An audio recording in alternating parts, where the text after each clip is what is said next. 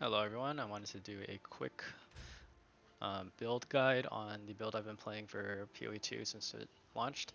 I'm playing a Lightning Stormweaver, Arc Lightning Conduit, Cast on Shock, Lightning Warp build. A lot of lightnings, a lot of skills. But basically the way it works is that there's these new gems, well not really new, but Lightning Conduit is a new type of skill where when you originally cast it, it's this very, very long cast speed time of I think like 1.79 seconds. And if you guys have been playing, you guys will know that um, it's kind of bad to have these very long cast speeds, especially when the game is slowed down and you're kind of getting mobbed and stuff. So the way to bypass that is to do a cast on shock setup. And when Lightning Conduit procs on cast on shock, you don't actually have to cast it anymore. It turns out that Lightning Conduit actually has the best scaling in the game in terms of lightning damage compared to everything else like Ball Lightning, Arc, Spark, and stuff, because you get 100% more damage with hits per 5% shock effect on enemy. Um, so using the new Ascendancy node, which targets can be affected by 2 of your shocks at the same time, you're going to be applying shocks of like 25 on them. So a total of 50% shock. 50% shock will basically equate to 1,000% more damage. So yeah, it's a lot of damage. We're going to be adding some support skills into here, like Elemental Focus, Concentrate Effect. So it just a lot of damage bursts coming out from when you're proccing this. So the way we apply shock is using arc, using a controlled destruction, conduction, 100% more chance of shock. We have arcane tempo for more cast speed and quality of life, inspiration because a lot of mana cost in this build. So arc will be chaining to a lot of enemies, and then you're basically just spamming like this, and then once the cast on shock energy buildup occurs at 100%, then the lightning conduit will happen automatically, and you're just going to be doing a lot of burst damage. Other skills that I'm using are a weapon swap blink setup, so just having extra mobility during mapping and things like that. We are a mana build, so we have Archmage buff, which is just giving more damage, and then we have Clarity for mana regen. Um, Conditional buffs are going to be like Conductivity with Cursed Ground, so this is going to be used for buffs. We have Orb of Storms to proc lightning exposure, and then it also primes our Electrocute. We also have Mana Tempest, which is giving us essentially 2 chain, and Arc gets more damage per chain remaining from the alternate bonus, 10% more damage for each remaining chain, and then you're also gaining 70% extra damage from the empowered skills when you're casting. So lots of damage from this buff. And then finally we have Voltaic Mark, which is going to be providing us more chance to shock and the increased effect. So just a lot of conditional buffs that we don't have to use while we're mapping, but very great for bossing.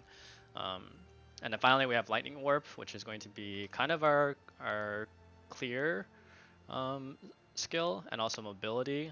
Basically how it works now is that Lightning Warp can only be used when enemies are cold. So once they're in cold range, you can kind of like do this huge Lightning Warp.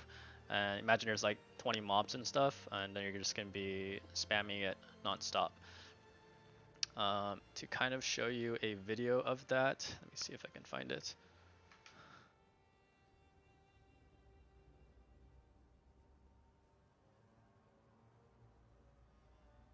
Let me load this clip up.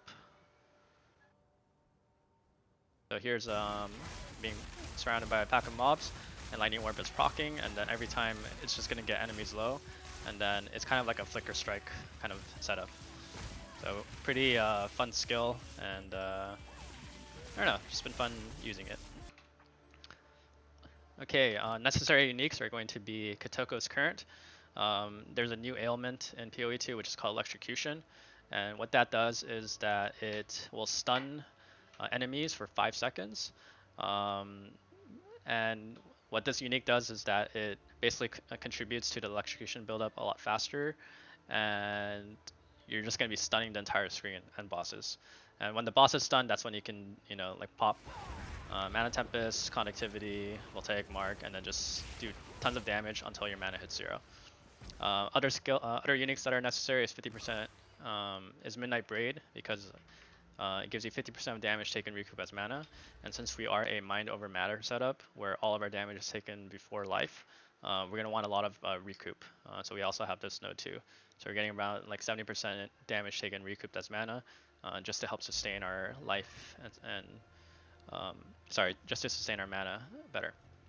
The benefits of going mind over matter is that we don't really have a lot of life regen, but then we have a lot of mana regen, right? Which is almost at 100 right now, and then it's just going to get higher and higher. So just having a really good source of regen is very important in this game, because as you all know, like there's not very many sources of life regen on a Sork, besides maybe like going energy shield regen, and our flash charges, we don't really have that many. The other unique I'm using is a Prize Embrace. This is just going to be a early game leveling unique, and what this does is just provide spirit and reduce mana cost of skills. Since we are Archmage and mana is our source of HP, we want to be, just casting our spells at a lower mana cost. So I'm going to show you the gameplay. What I'm going to be doing is just kind of spamming arc. You can see that this unit is electrocuted, so it's just stunned. And then I'm gonna call the enemy with lightning warp. So here's a boss, or a rare, and you can see it when my cast on shock hit 100%, lightning conduit procs, and it just does a lot of burst damage. And just for trash, just kind of spam arc a couple times, get them into call range, and then just go to town with lightning warp. So pretty fun build, kind of plays like a Flicker Strike build. A lot of upgrades to still be achieved, just because my survivability is kind of lacking right now. But getting the damage portion down is really important first, because getting defenses is always, I guess, attainable. And right now, crafting and stuff is pretty hard, just because of the scarcity of most items and drops right now. So you can see that was a rare mob that just kind of popped with the lightning conduit.